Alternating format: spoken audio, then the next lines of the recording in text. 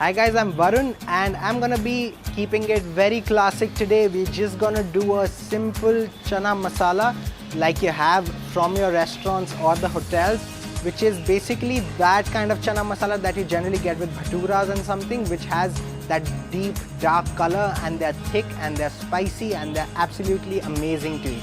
So let's check out this recipe.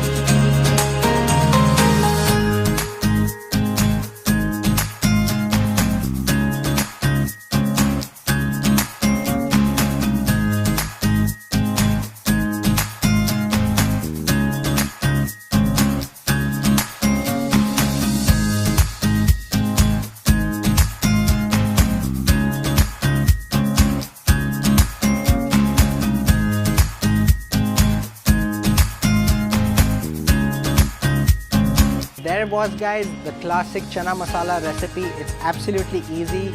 You can absolutely try it at home without any kind of fuss.